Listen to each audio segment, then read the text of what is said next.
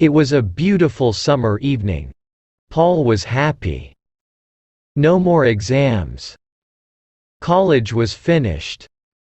Now he needed a job. He wanted to be a writer and work for a newspaper. But first he needed a rest. It was hot in the house. There was no wind. "I'll go for a walk," said Paul to himself. "I'll go down to the river." Paul lived in a small town and he was soon outside in the country. He walked near the river and watched the water birds.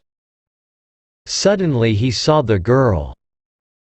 She was standing alone, looking into the water. She was young, and very beautiful. She had long dark hair, and she was wearing a pretty white dress. Paul went up to her. "Hello," he said. "What's your name?" "I'm Maria," she said, and she smiled at him. Paul and Maria talked for a long time. The sun went down. It was nearly dark. "I must go home," said Maria. "Where do you live?" asked Paul. "In the big white house on the hill," said Maria. "Where do you live?" "In the little brown house near the market," said Paul. They laughed. But Paul was sad. The house on the hill was big and important. Maria was rich, and he was poor. And Paul was in love. After that, Paul and Maria often met near the river. Maria always wore beautiful clothes. She always looked lovely. Paul thought about Maria all day and every day. One evening, Paul said, "Listen, Maria, I've written a poem about you." He took a piece of paper from his pocket and read the poem. "I met her in the evening by the riverside. Her dress was creamy white and her hair with ribbon tied. She turned and smiled at me, and I asked her for her name. Though I am young and poor, my love will stay the same." "You are wonderful, Paul," said Maria. "I love your poem." Paul took Maria's hand. He looked into her eyes. "I love you, Maria," he said. "Do you love me?" She smiled. "Yes, of course I love you," she said. She stood up. "I must go home now." Paul was very happy. "She loves me. Maria loves me," he thought.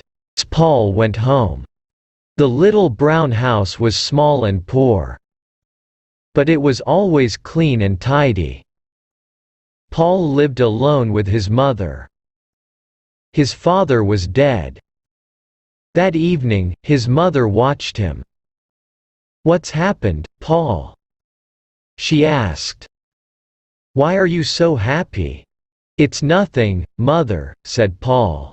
His mother smiled. "He's in love," she thought. The next day, Paul and Maria met again by the river. Maria looked sad, but Paul did not notice. He took her hand. "Maria," he said, "I am poor now, but one day I am going to be a famous writer." Maria said nothing. "Will you marry me, Maria?" "Say yes. We will be so happy, and—" He stopped. Maria looked at him for a moment. There were tears in her eyes. Slowly, she shook her head. Then she turned and ran away. "Maria!" shouted Paul. But Maria had gone.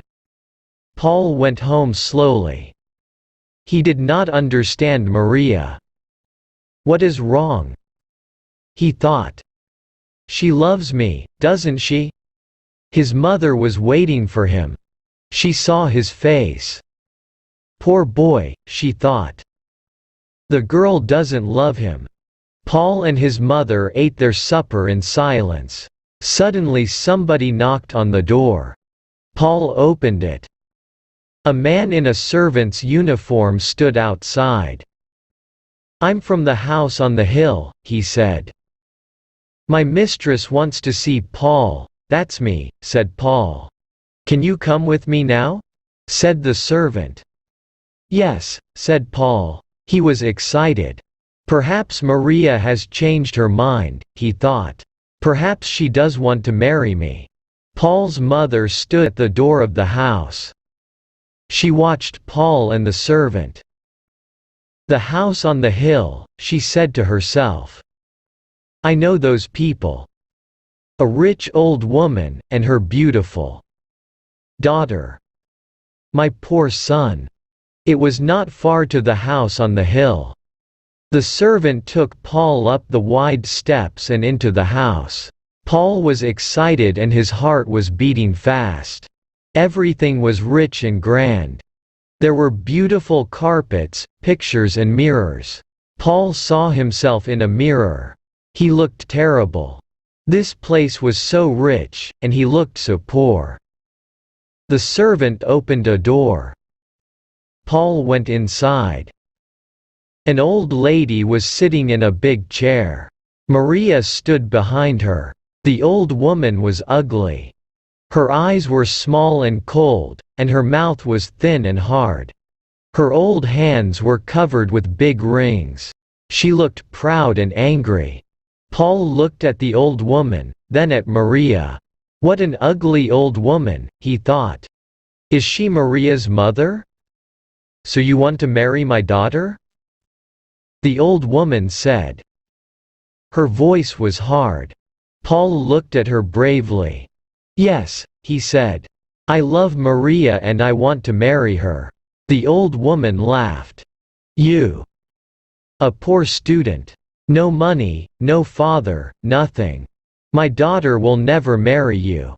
Paul said nothing. He looked at Maria. She did not look at him. "I am poor now," he said. "But one day I'll be a famous writer." The old woman laughed again. "No," she said. "My daughter is not for you. She is going to be married soon. You will never see her again." The old woman got up and left the room. Maria and Paul were alone. Paul looked at Maria, but she did not look at him. She stood still and did not say anything. Paul went up to her and put his arm round her. Maria moved away from him. "I'm sorry, Paul," said Maria. "My mother is right. I can't marry you. I don't want to be poor. I want money, and clothes, and a big car." "But you love me, Maria," said Paul. "And I love you." He did not understand her. He was angry. "Yes, I love you, Paul," said Maria. "But love isn't enough." She looked at him. Her face was sad.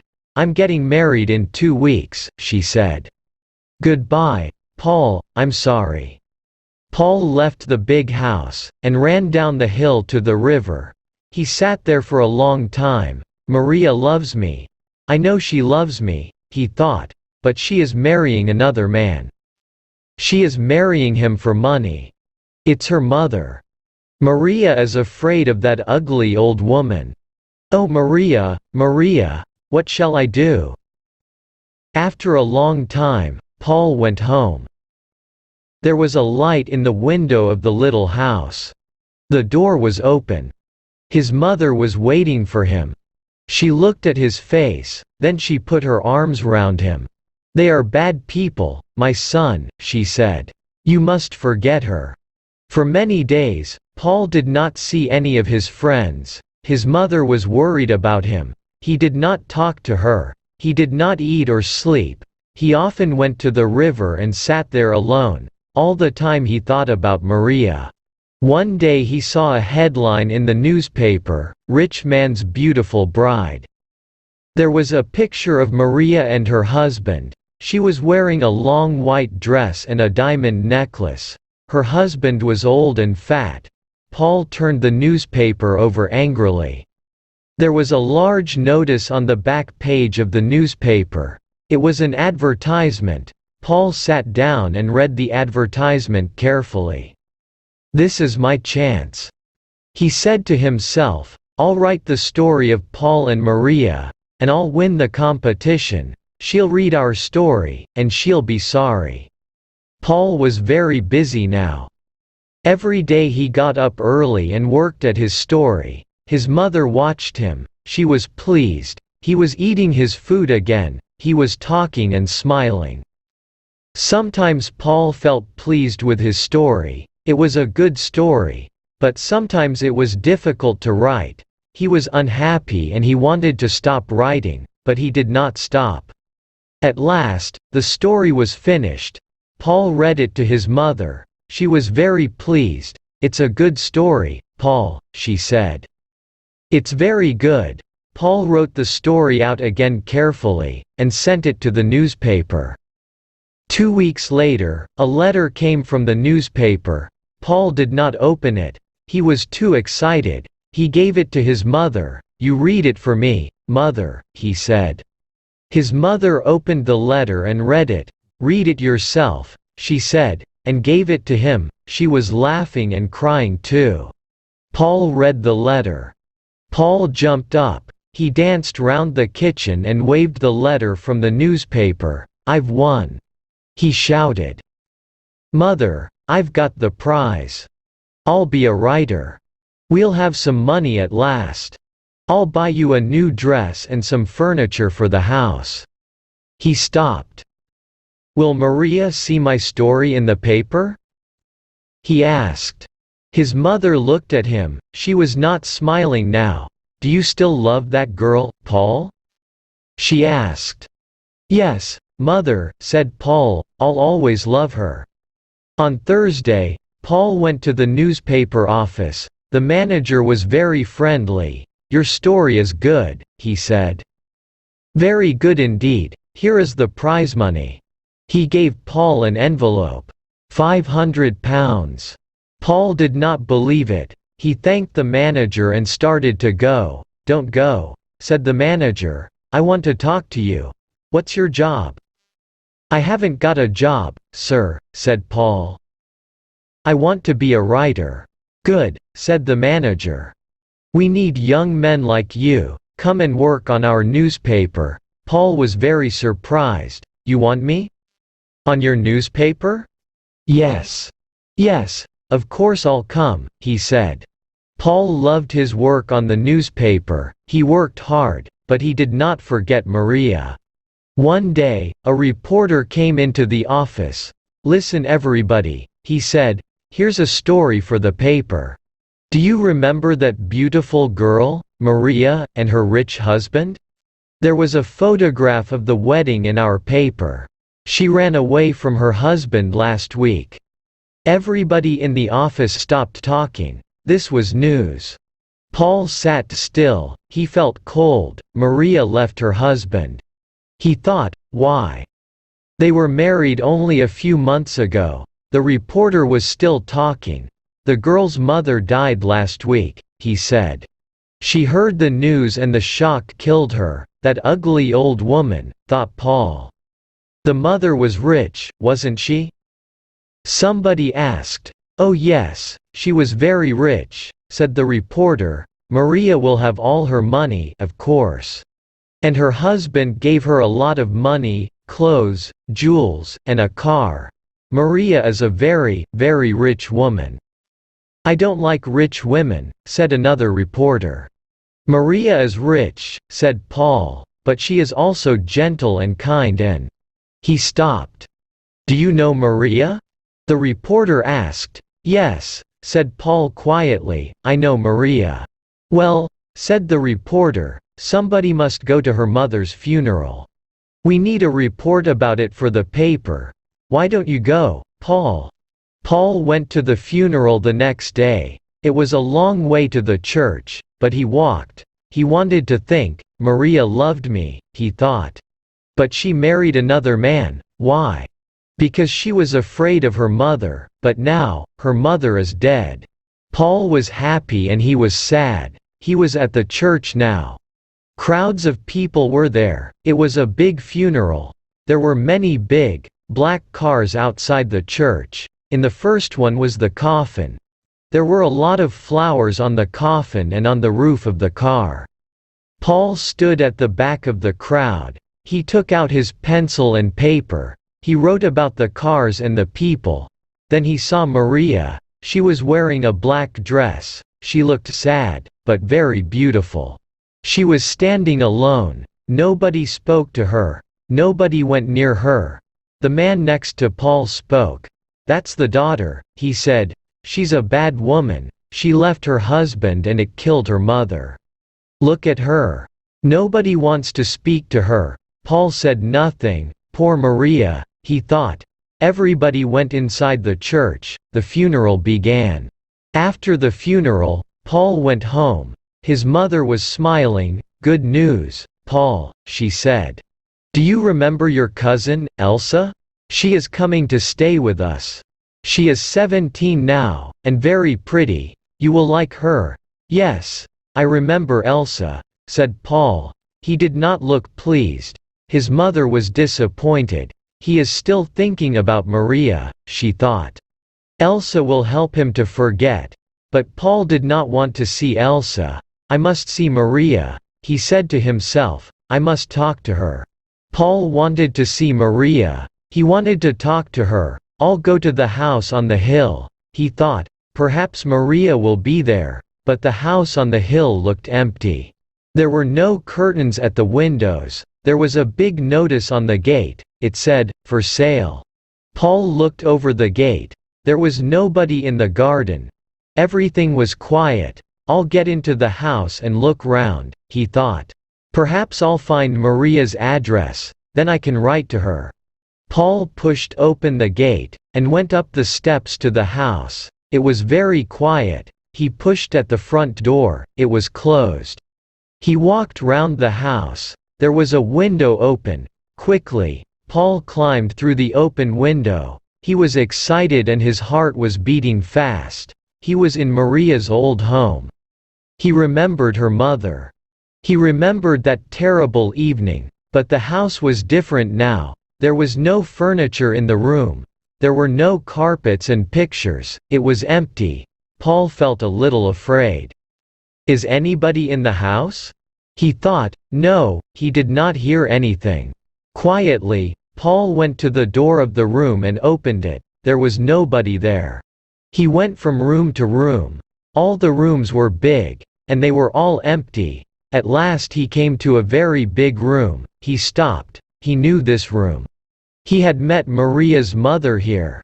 He remembered everything, the old woman, her hard face, the big rings on her hands. And now the old woman was dead. Suddenly, Paul heard a noise. Somebody was inside the room. The door opened. Somebody was standing in the doorway. "It was a woman, Maria," said Paul. "Paul," Maria said. "What are you doing here?" "I was looking for you," said Paul. "You were looking for me?" asked Maria. She smiled. "Maria," said Paul. "Why did you marry that man?" "Mother was old," said Maria. "I was unhappy here. I never went to parties, never went out. I wanted money. I wanted a good time and friends." "I understand," Paul said. "You were not afraid of your mother. You were tired of her. She was old. And you wanted a new life. But why did you leave your husband?" "My husband?" said Maria. "That fat old man. He was stupid, Paul. He gave me money, he gave me jewels, a car, everything, but he didn't like my friends. He likes old people. I like clever, young people, Paul. I like you. You understand, don't you?" "Yes," said Paul slowly. "I understand now. I am glad," said Maria. "I was unhappy about you, Paul. I liked you. I liked your funny poems." "My funny poems," said Paul. He stopped. "You loved me, didn't you, Paul?" said Maria. "Do you still love me?" "You are married," said Paul. "You have a husband." "But I didn't love him," said Maria quickly. "I want to be free. I want to go to parties and enjoy myself. Come with me. I have money now. We'll be happy together." "No," said Paul, "no, everything is over." Maria was angry, her eyes were small and cold, and her mouth was thin and hard. Her hands were covered with big rings. Maria looked like her mother. "I'm sorry, Maria," he said. "I don't love you anymore. I loved you very much. But now everything is different. Goodbye, Maria." "But you can't leave me," said Maria. "I want you." "Go back to your husband," said Paul. He looked to her the last time. Then he turned and walked to another room. Paul left the house on the hill, and walked turn. He was free. "I was a fool," he thought. "Maria never loved me. How stupid I was. Maria is beautiful, but she is hard and cold. She is like her mother. I loved Maria's beauty, but I never loved Maria." It was the lovely evening. Paul felt very happy. The door of Brown House was open. His mother was at home. She was talking to a pretty girl. "Paul," she said. "This is your cousin Elsa." "Hello, Elsa," said Paul. He smiled.